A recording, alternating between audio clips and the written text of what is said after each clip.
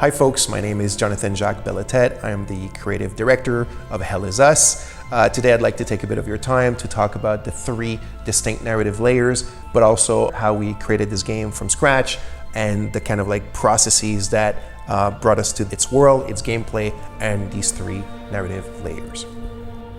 So for Hell Is Us, I took a bit of time to figure out what I wanted these kind of high-level directives to be. And they're a mixed bag of things that had always been dear to me and also stuff that I kind of knew that the team also wanted to try and work with. So I came up with about 5 or 6 and I proposed them to the team and we all agreed and we went ahead with them.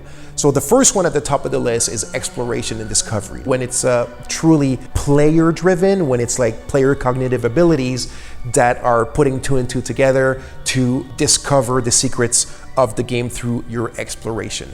So the second one is pretty much I guess the main theme of the game. It's human emotions and passions, and specifically how they relate to human conflicts, all the horrors and the atrocities and the bloodshed that we can bring upon one another. The third one is the Civil War, and as you can see, this relates right away to the second one about the passions and the emotion. The fourth directive was the combat system of the game had to be a third-person melee combat with melee weapons.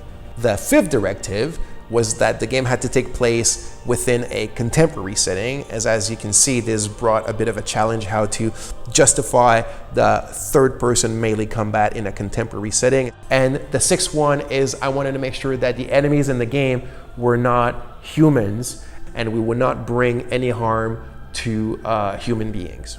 So now that we had our set of directives, we were ready to really sit down and create the game, and then we created the story, and this brought us the 3 distinct narrative layers that we have in the game. The first narrative layers is the Civil War. It's the main backdrop of the game. It's caused by ethnic divides, religious divides, cultural divides, political divides, and also historical divides. The second narrative layer is about the calamity. So the calamity is a bit of a kind of like metaphysical phenomenon that's taking place in the country, and the hero and the player, as they enter the game world, obviously they're aware that there's a civil war, but the hero doesn't know that there's also the calamity, and really rapidly he will come face to face with it. So why is it here? Where is it from? What is it connected to?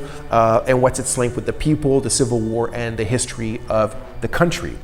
The third narrative layer is the family. So this is something that's really dear to me, and mostly when we look at it through the lens of conflicts, war, civil war, and whatnot, because families are often one of the first victims of conflicts, especially children as well. But our hero was actually born in the hermit state, but his parents smuggled him out when he was 5 years old. He's always wanted to come back because he's got questions, right? He wants to know, who they are, why did they abandon him, and also who is he, because he's missing that part of himself that your parents kind of provide you.